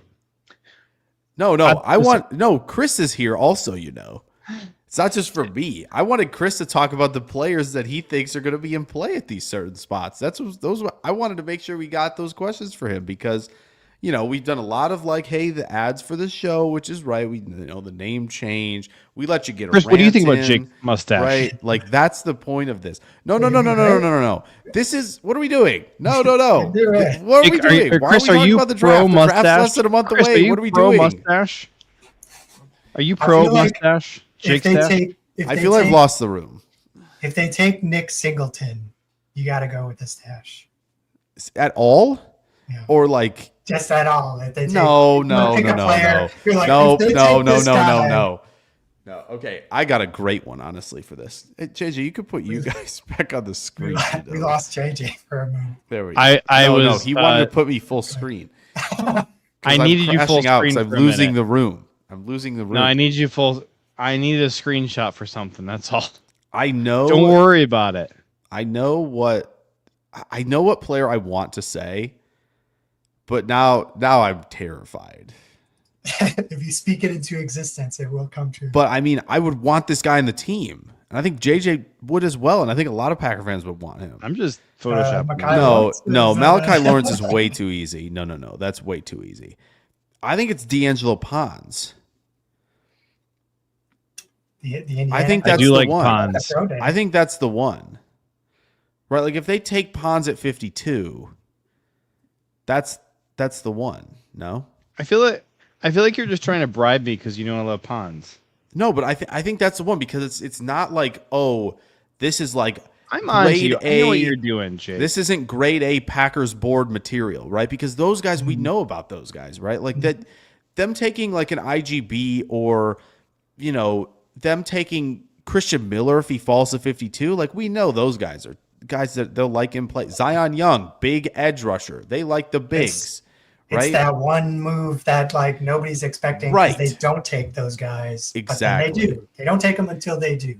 Right, exactly. So like the Ted Hurst, that one, we're not doing that. They bet with him. He's big, he's fast, he's exciting. We not do that. Now, too old for this. You have my attention, sir. I like this one. Oscar Delp is a good one. Oscar, tight end at 52.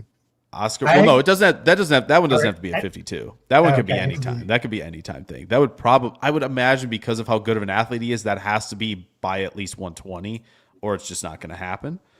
But I feel like Oscar Delp, the only way we can get him is at pick 84 or That might be. with a trade back because 120 is going to be too late. And Yeah. like I look at other too good. teams and their scouting departments and like Doubs on everybody's radar. Like everyone knows, they're like, this is a tight end too. Like he's a guy you want. Yeah. Yeah. So I don't know. I don't know if we actually. I kind of like Eli Stowers from Vanderbilt. No, There's that a would couple be. of tight ends. Gosh, that would be depressed. No, but he's not tight end. That's not He's real too tight early. end. He's a joker tight end, right? Yeah, that's not a real tight end. That's a fake tight end. But like I think This is what Jake would look like with just the mustache. What do we think? What do you think, Chris? I like it. He could do a little bit more and like put a goatee with it too. I think this is not a bad look, but I don't know if this is going to help him in the romance department. Whereas this just works. There is an old school charm here that I think is a very solid strategy.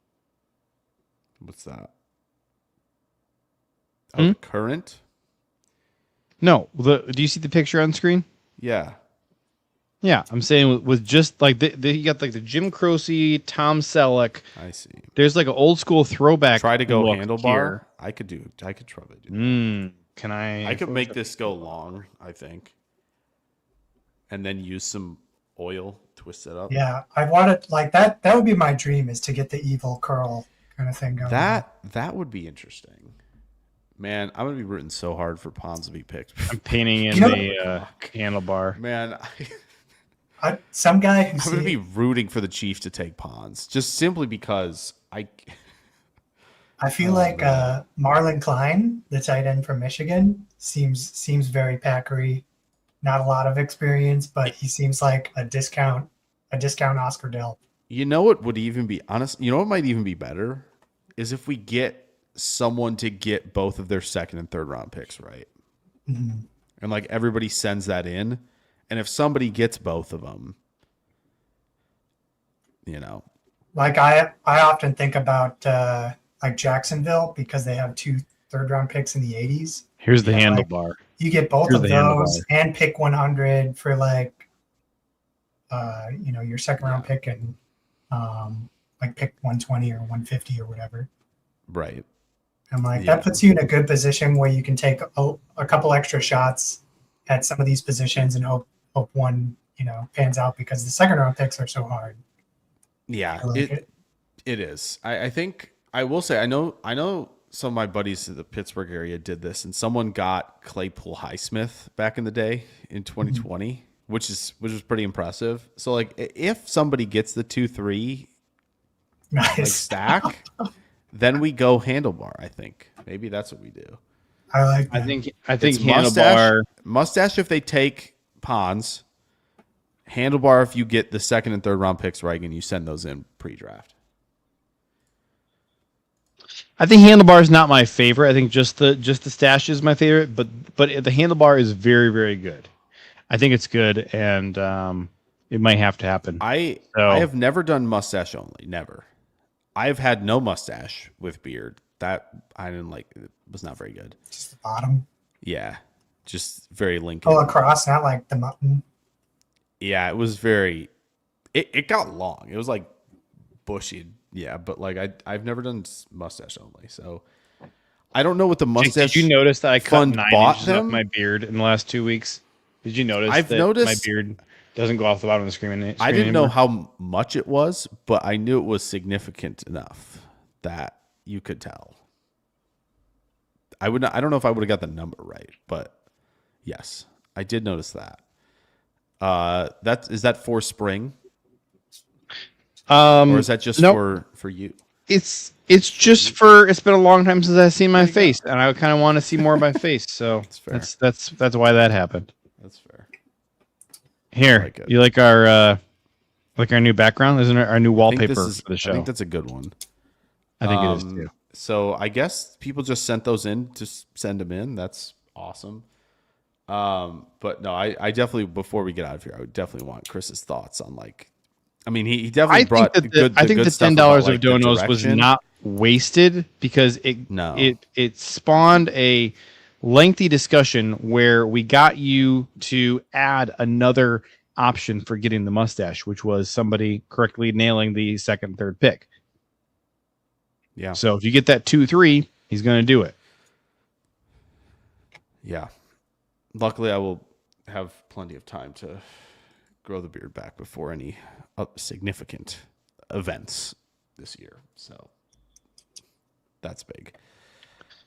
So it is. We're at 1 hour and 40 minutes. So, But I want. let's go ahead and hit asked some. this 3 times, and I want to make sure we get this because Chris. That's what I'm saying. I want to hit the important topics before we run out of time here. So let's prioritize our time with Chris. Yeah, Chris. Who's the guy at 52? Put him in the seat of honor. You have like a short list, or however you want to approach it, to like kind of narrow down what you think the options are based on all the stuff. You can go through with the stuff you talked about before again, and just like how they're narrowing their process, what they're looking at, coaching hires, all of that. But yeah, just any way you want to, any avenue you want to get there to talk about what could happen at pick 52.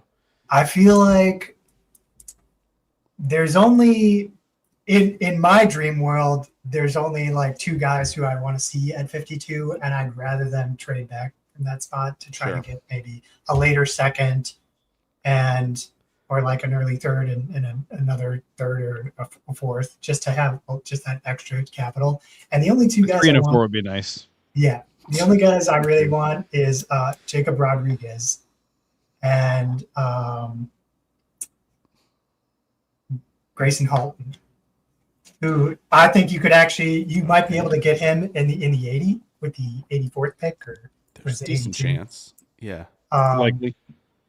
But I just like what Halton's put together, and I'm like, I feel more comfortable with him than I would even if Lee Hunter was there. I would rather take Halton over. Do you think if they take Halton, who's playing like nose tackle if they get into those fronts? Do you think Hargrave just plays at them? I mean, if they're switching to 4-3, right, then you're playing sort of these 3-4. Well, yeah, if they're going to 3, 3-4. Yeah, if you're playing like 3-4, yeah, I'd probably try to play Wyatt. I mean, I don't know. Maybe you pick up somebody else and you just stick them there, like you have Stackhouse as like this hold the point, or you take somebody later. Yeah, you could always definitely do that for sure. But yeah, I just really like what Halton brings in terms of value for what you're expecting to get out of that 54th pick. If I'm thinking what they're gonna do, I think they're gonna take a corner. Like, I think there's so many guys who drop to that spot consistently, and the coaching staff hires and the guys they're bringing in, I'm like, how do you get away from the fact that you can't, like, D'Angelo Pons is probably reliably there, like Chris Johnson, good chance he's around, Keontae Scott and Keith Abney, there's Brandon Cisse, even like Colton Hood and Avion Terrell. Like, I think those guys could reasonably drop. Like Will Johnson, everyone was like, oh, this guy's going like the top 15 last year, and then he drops to like, what was it, like pick 47? Like, these guys aren't like guaranteed to be at that spot. And even in the prior years, cornerbacks have dropped. And then there's a couple other guys like Traden Stukes. I think a lot of these guys played nickel a lot better. Yeah, I think the question with Scott and Stukes would be, do you feel comfortable with them playing a different position? Like Stukes, I know a lot of people are moving off of him at nickel and moving him more to safety. Like, that seems to be a consensus that's building. But like Keontae Scott, some people have no issue. I get it. He's super talented. Do we want to move him off there? Because I think, for me at least, the fluidity concerns, turning the hips, all of that stuff, I think he's really great when we are forward. But to your point though, if Hood and Terrell and some of these guys who, yes, Will Johnson had the injury, but these guys, as you said, they're smaller, right? Like Colton Hood's, trying to push for 190, right? He's trying to every Culver's, Whataburger, and anything possible to get to 190. And obviously Terrell didn't get there either. I mean, I think that the smalls are, to me at least, and you've brought them up, like they are the more talented players this year. And so, like, as you kind of hinted, they've gone off book in at least some facet feels like every year. It's not usually Why not? egregious like who's the I think like maybe Chandler Rivers might be a little smaller, but it's like, yeah, I could see him taking somebody who's just not as lengthy, just to, because what they're putting on tape is just better. And then maybe you grab like somebody who's lengthy, more prototypical with like a later round pick. Yeah. I actually like there's a guy out of Toledo, not the safety, the cornerback who's like a 7th round draft pick, Andre Fuller, I think. Fuller, yeah. Yeah. Yeah. I really kind of like him. I feel like if you got him with one of your later picks, I'd be really happy with that. And like he's like a bulkier guy. He's number 3, right? Yeah, he is. Yeah, that dude.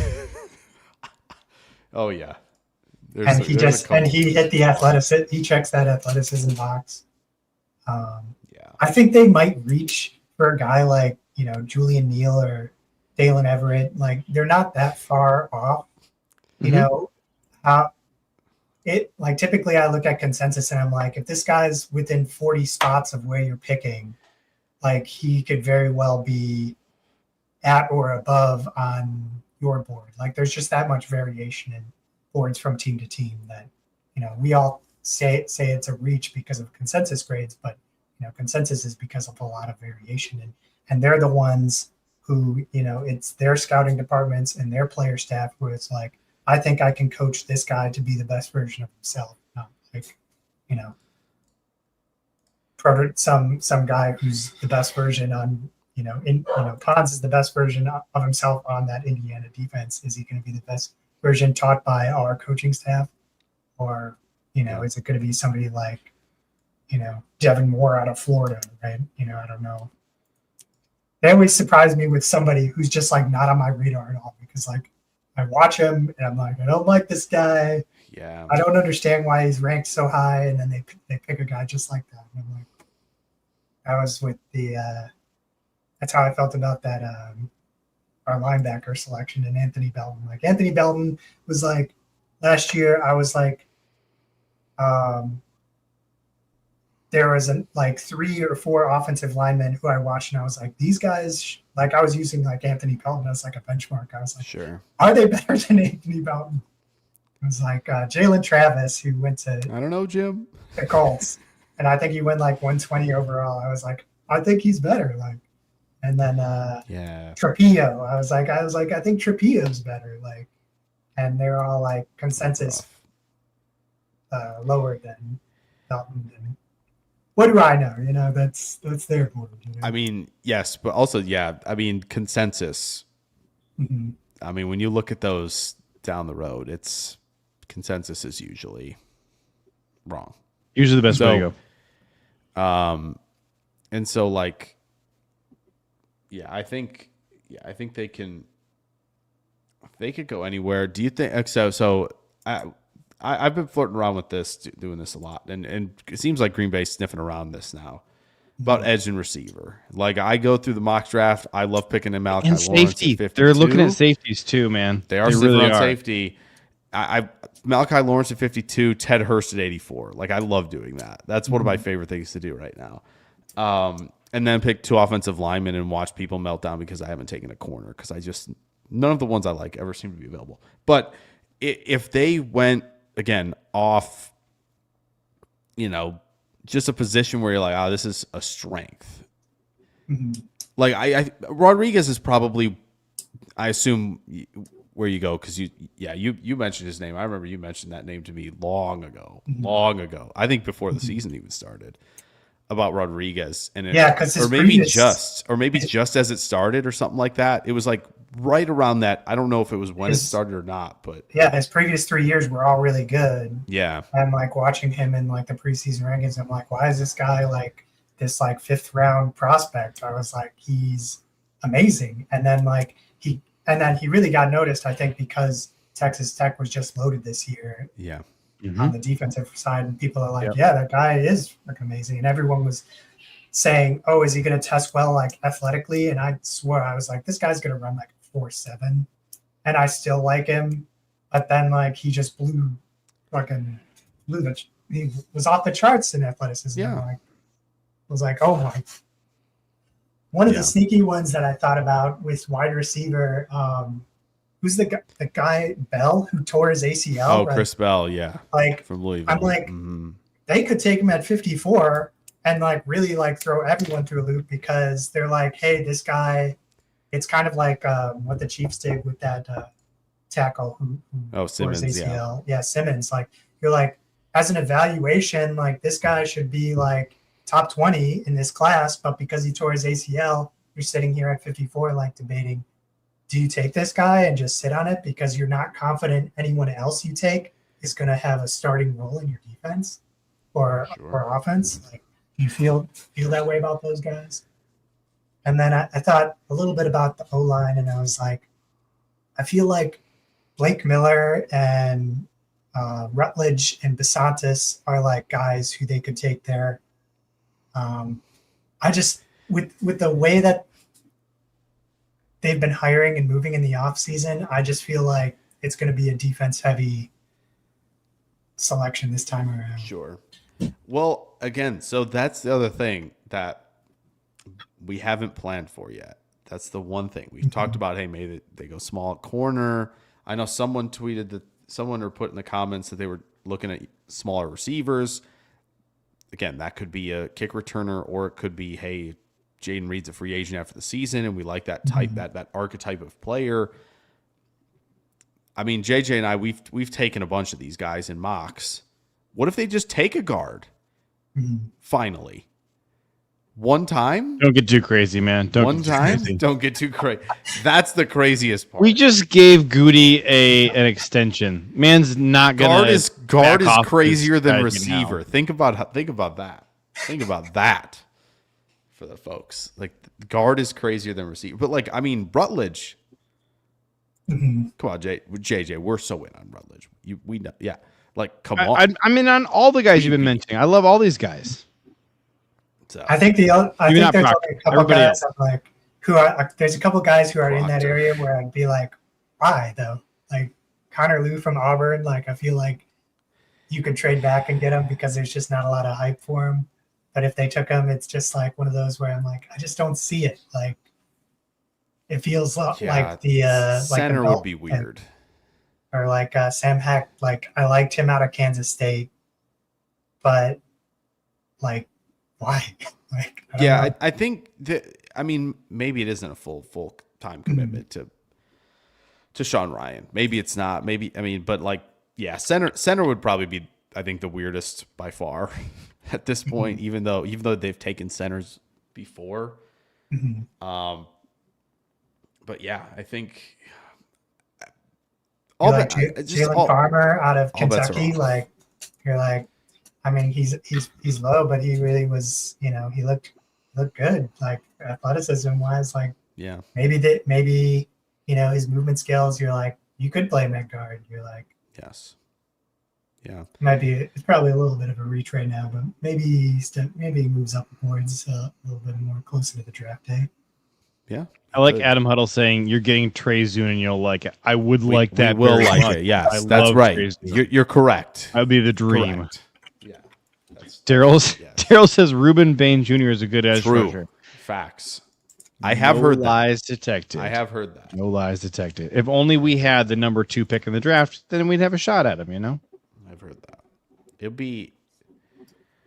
I keep thinking about the last year's draft where it's like you take Golden, but I'm still convinced that the Falcons probably called for that trade up for Pierce, and you could have traded back and picked up, Will Johnson or Trey Harris. Philly, and then you would Philly have obviously pick 13 this year. Yeah, Philly obviously definitely called that one. That for sure was a call. I don't know if, maybe Atlanta did. It's very possible. But yeah, it would be nice, yes, to have Atlanta's first. For sure. Now I'd be doing irresponsible things at pick 13, to be honest. So, I'm always like in that first round too. Absolutely. Like I'm always like trade back, get into the second as much as you can. Yeah. But like, and then they never do. Like if anything, they trade up, right? And then this is going to be the year. where you have no first round pick and you're making that dangerous move to trade back into the third where like your options are running out for like starters, and you're picking all the guys who you're going to play as like rotational players, and then you're like, I don't know what's going to be made of all of this, because so many guys who are projected to be fourth round picks end up getting picked when the time comes. They end up going in the second and third rounds. Like I think about like a few years back, Alex Wright, the edge rusher, remember, small school guy, goes to Cincinnati, didn't had a few bad seasons, and then this last year he did pretty well. And like everyone was, he was like projected at like 120 or something, and then I think he went like 70 overall. All those guys. It's have starting potential and getting away from you if you wait. Who would you guys pick at 13? If 13? If they traded back from the Pierce trade? Because I just want to know now, because I'd be reckless as all get out. So how about let's assume that the first 12 picks exactly match what the consensus big board is, which means that the last three guys who just went off the board are Mansour Delane, Monroe Freeling, and Spencer Fennell. So at that point, I'm probably not touching any of the wide receivers, but I'm super tempted by Mesidor, Ioana, Lomu, Neil Warren. No, I don't like Kenyon Sadiq. He's got to be a real tight end. He's got to be a real tight end if we're gonna take him there. Like he's got to be Lovelace. DJ Allen. Oh man, it's a Ian Otchor, Pregnon, Kristen Miller. Okay, who are we saying is off the board, JJ?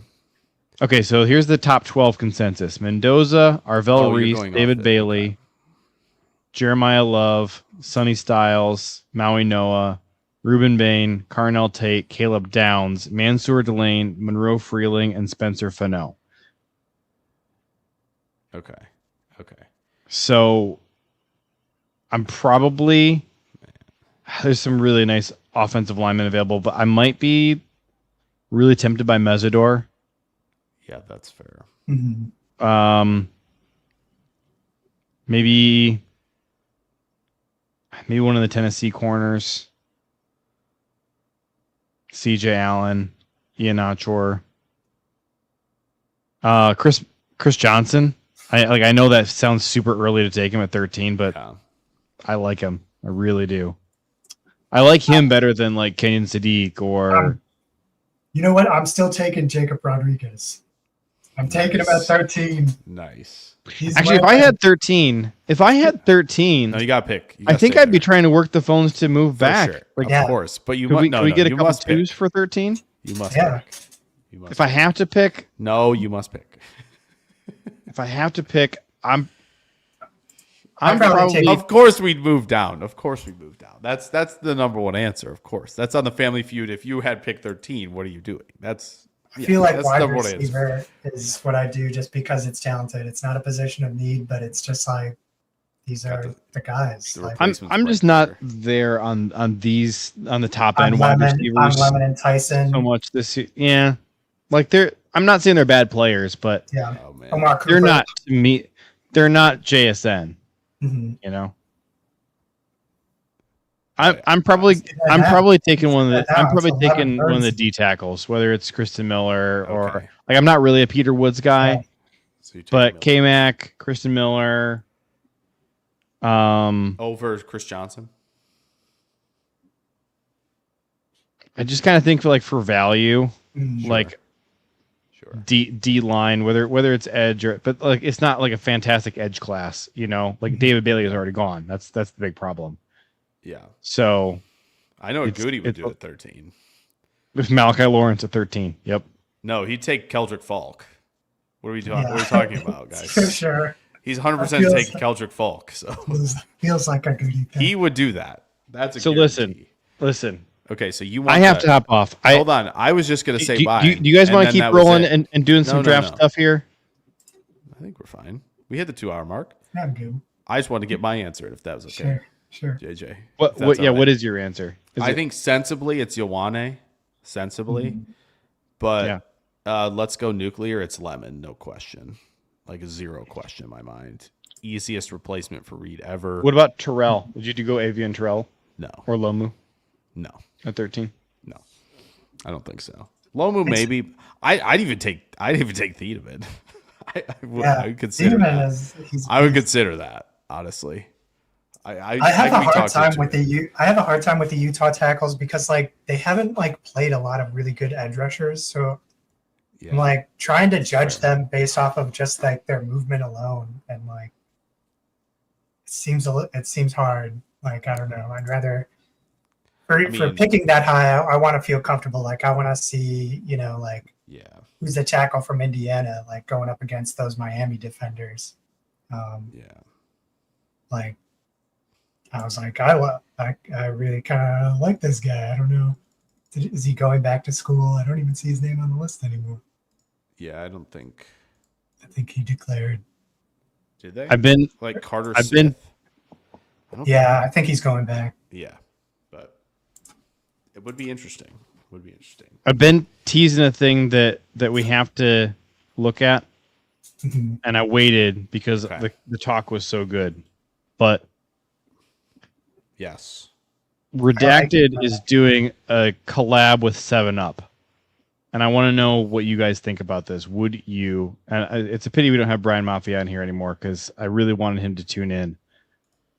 Would you be excited to try the 7-Up collab with Redacted? Yes. I'm not really a 7-Up guy, but I feel like this could make me a 7-Up guy. Yeah, I think I'm in. I feel like this is a winning formula. Actually, I'm going to change my answer to the offensive tackle from ASU. Oh, you're not sure? Yeah. Okay. Yep. I think you had messaged me during the season. You're like, is this guy a guy? And I was like, I think we're about to find out because that was the week they played Texas Tech. Yeah, I watched a couple like playbacks. I'm like, whoa, this guy like. And he doesn't have like that much experience, so he feels like like the upside swing at 13. And he has like he seems to have the right instincts that you don't have to teach. So I'm like, Chris is getting in Goody's mind right here. Dude. I can swing. Look how hard I can swing on this one. Like, I love it though. That's the type of swing I would love to take, not the Falk one. Yeah, that Goody would take. Swinging on upside. Drew comes in flying out of left field here at the very end and says, "Did I miss anything?" I would say you missed 2 hours. You missed the mustache. You'll have to rewind a little bit if you want to see the mustache. I guess I'll give you a little sneak peek of it right here. There's the mustache. And you missed the well, that's a bummer. I guess people like the well, that's a bummer. That was good. Honestly, that was cracking me up. There were some well, that's a bummer comments. Tool for this gives this episode a thumbs down. Daryl Asian says he hasn't had an energy drink in a while. You should have one. I can't endorse any brands because no brands pay us. But just have one. There's some good ones. They're good for you. They're good for your health, right? That's what Dr. Mustache says. They're good. Try it. They're good for your health. Dr. Mustache with an energy drink. Yep. Wet your beak. Wet your beak. Dr. Mustache 2026 on the Packer Project. I think that's it. Chris, do you regret coming on here with us today? Because I honestly, you maybe should regret it because this was a bit messier than usual. No, it was about as messy as usual, but messier than we had hoped. Yeah. Well, the last, when Chris was on for the draft picks, it was very like the contents, but we were like, we're going right down the line with all these picks. Like we're still that speculation phase. So like what's that's a bummer, about, right? That might be how you end every episode now. Like we have to go. Well, that's a bummer. Did you stick around for all 2 hours of this podcast? Well, that's a bummer. Oh no. That's I'll going to tell be you in what's a like bummer. some I ad read tried down the to line. I tried to share a photo of the person I wanted to like salute as our outro, and it won't let me share it. And, All right, salute and now I've been salute the talking this whole redacted time, so I 7-Up. can't. All right, we'll do the Salute redacted the- 7-Up. We're name dropping 7-Up, but Or not Handlebar redacted Me. because 7-Up did not ignore any sponsorship applications from us, They and were- redacted did. So They were not available. you know, for comment. we'll give them some free sponsorship. Hey, 7-Up. Who's 7-Up? Is that Coke or Pepsi? Is that the Coca-Cola company or PepsiCo? No. Are they Seven. I think 7-Up is Coke. They stand alone. Oh, are they their own thing? Maybe they're by Dr. Pepper. I know Dr. Pepper owns Yeah. like everything else. They own like Keurig and everything. Yeah, it is. Tool for That's this right. is, That's right. That's right. Lizard. Chris, don't get us copyrighted. You can't get us copyrighted. What is Here, that? we got some beautiful royalty free music to play us out. So we're gonna do the royalty free music. There you go. You guys aren't staying on We assume this is. without me. It's a bummer We're gonna that you won't be around for when we close this out, folks. I have my All right. salute the 7-Up collab. In the words of the late great Chris Jackamett, go pack, go. Jacob Rodriguez. I'm listening to that. I wish we didn't have to wait quite so Are long. you? for the Are bass drop. you? The bass drop is Did great. you hit the end thing? No, because we haven't hit the bass drop yet. Then what It's are you still live. doing? I set this up and you weren't gonna wait for it to end. Oh,